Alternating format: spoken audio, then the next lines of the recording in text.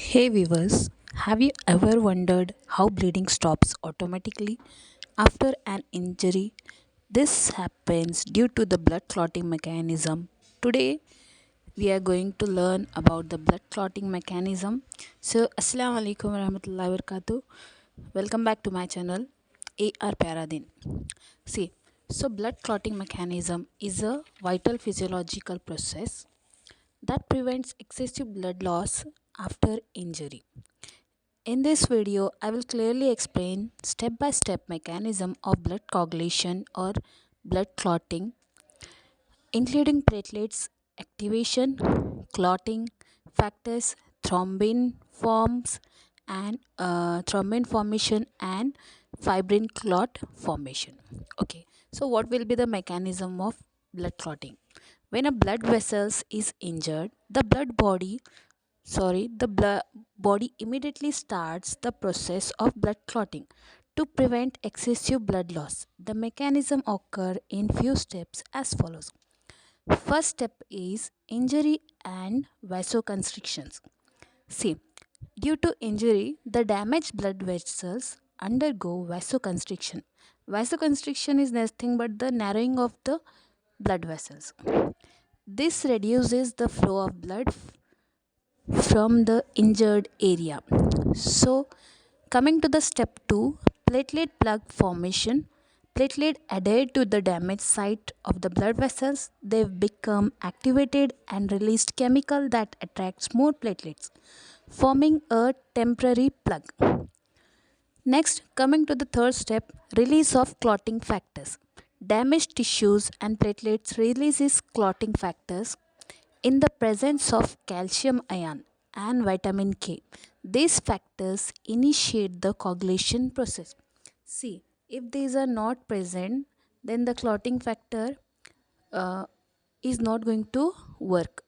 Clotting factor 8 mainly it is going to work along with calcium as well as vitamin K.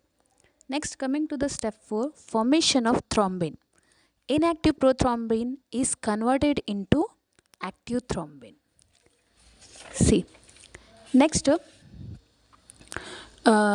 inactive in the sense when the prothrombin is present in plasma and it is converted into a fibrin when it come out of the blood vessels. See, formation of fibrin is step 5. Here what is going to happen? Thrombin is going to convert into a fibrinogen soluble protein. Fibrinogen is a soluble protein into fibrin, means it is insoluble protein. Okay. uh, Next, step 6, clot formation. Fibrin threads form a network like structure that traps RBCs and platelets, resulting in the formation of stable clot. Okay, see, so in English I have all explained you. Once again I want to explain you all this in Hindi. First देखिए, जहाँ पे blood जो है stop हो जाता है, जैसा ही हम लोगों को क्या है एक इंजरी हो जाती है, ज़ख़म हो जाता है, उसके बाद में क्या होता है हमारी बॉडी जो है एक फिजियोलॉजिकल प्रोसेस को एक्टिवेट करती है, जो क्या करता है बहुत ज़्यादा खून लॉस होने से क्या करता है मदद देता है. तो यहाँ पे जो फर्स्ट स्टेप है, अब जैसा ही इंजरी हो गए, फॉर एग्जांपल कोई एक कट लग गया है वाइल यूजिंग द नाइफ, कोई कट लग गया है, तो वहाँ पे हमारी बॉडी क्या करती है इमीडिएट रिएक्ट करती है और एक प्रोसेस को स्टार्ट करती है जिसे हम बोलते हैं वैसोकंस्ट्रिक्शन. तो वैसोकंस्ट्रिक्शन बेसिकली है क्या, ये जो ब्लड वेसल्स हैं इनको क्या करती है, इसका जो विड्थ होता है उसे रिड्यूस होने में मदद करता है. ये वाले प्रोसेस को हम बोलते हैं वैसोकंस्ट्रिक्शन, जिसकी वजह से क्या है एक्सेसिव ब्लड लॉस नहीं होता है. Next, coming to the platelet plug formation. जो प्लेटलेट्स हैं यहाँ पे डैमेज साइट से रिलीज़ होते हैं और ये क्या करते हैं एक्टिवेट हो जाते हैं क्योंकि वहाँ पे उनकी ज़रूरत होती है और क्या करते हैं थोड़े तरीके के क्या है केमिकल्स को रिलीज़ करते हैं और एक टेम्पररी क्या है प्लग लाइक स्ट्रक्चर क्या है फॉर्म करते हैं. Next, coming to the step 3. Okay see, coming to the step 3, release of clotting factor. मतलब क्या है यहाँ पे क्लॉटिंग फैक्टर 8 जो है यहाँ पे रिलीज़ हो जाता है। उसके बाद में क्या होता है, ये कब एक्टिवेट होगा या कब वर्क करेगा, जब थोड़े केमिकल सब्सटेंस क्या है प्रेजेंट होंगे, जैसे कि कैल्शियम आयन्स है एंड विटामिन के है।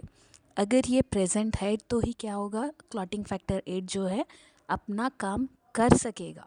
अगर ये नहीं है तो ये वाला काम नहीं करेगा। Next coming to the formation of thrombin. तो यहाँ पे देखिए जो प्रोथ्रोम्बिन है इनएक्टिव फॉर्म में प्रेजेंट रहता है, और ये कब एक्टिव होगा, जब आपको इंजरी होगी। ओके, तो ये प्रोथ्रोम्बिन जो है एक्टिव थ्रोम्बिन में क्या है, कन्वर्ट हो जाता है। नेक्स्ट जो है हमारा स्टेप 5 है formation of fibrin. See thrombin जो है फाइब्रिनोजन में कन्वर्ट होता है। फाइब्रिनोजन जो है हमारे प्लाज्मा में प्रेजेंट रहता है, इसीलिए सॉल्युबल स्टेट में होगा। लेकिन जब ये फाइब्रिन में कन्वर्ट हो जाएगा तो ये इनसॉल्युबल थ्रेड्स के स्ट्रक्चर में फॉर्म हो जाता है। तो जब ये डेफिनेट चीज़ है, प्लाज्मा क्या है, वाटर कंटेंट रिच होता है, तो यहाँ पे बाहर जो है हमारी इंजरी, जो अब ब्लड जो है हमारे इंजरी से बाहर आ रहा है, तो डेफिनेट चीज़ है वहाँ पे प्लाज्मा भी क्या हो जाएगा, थोड़ा इनसॉल्युबल फॉर्म में आ जाएगा, राइट। तो फाइब्रिन जो है थ्रेड के स्ट्रक्चर में प्रेजेंट होता है। नेक्स्ट जो है लास्ट स्टेप, इसे हम बोलते हैं क्लॉट फॉर्मेशन। तो फाइब्रिन जो थ्रेड लाइक स्ट्रक्चर फॉर्म किया है, तो यहाँ पे एक नेटवर्क बन जाता है with the help of dead RBCs and platelets. ये वाला क्या करेंगे, मैश लाइक और नेट लाइक स्ट्रक्चर फॉर्म करेंगे, और वो जो है लास्ट में क्या बन जाएगा, हमारा स्टेबल ब्लड क्लॉट। जो क्या है, खून हमारा लास्ट में जो घट हो जाता है उसे ही हम क्या बोलते हैं, ब्लड क्लॉट बोलते हैं। जैसा ही ये क्लॉट फॉर्मेशन हो रहा है, इसके बाद में जो है क्या होता है, हीलिंग प्रोसेस बिगिन हो जाता है। सी तो यहाँ पे क्लॉट जो बन गया है वो वाला क्या करता है, जो हमारा ज़ख़म है, जो हमारा ओंड है, उसे क्या कर रहा है, कम्प्लीटली सील कर रहा है, पूरा कम्प्लीटली बंद कर दे रहा है। अब इसके बाद में क्या होगा, तो हम थोड़ी देर के बाद में ऑब्ज़र्व करते हैं जो ब्लड हमारे बॉडी में से रिलीज़ हो रहा था वो क्या हो गया है, कम्प्लीटली ड्राई हो गया है। ओके, तो यहाँ ये ड्राइड ब्लड को क्या बोलते हैं, हम स्कैब बोलते हैं। और ये वाला क्या करता है, हीलिंग प्रोसेस को अलाउ करता है, टिश्यूज़ के हीलिंग प्रोसेस को अलाउ करता है। Okay, I hope viewers you are enjoying and understanding my videos. अल्लाह हाफिज़, दुआ में याद रखना, and don't forget to like, share and subscribe to my YouTube channel AR प्यारा दिन। अल्लाह हाफिज़।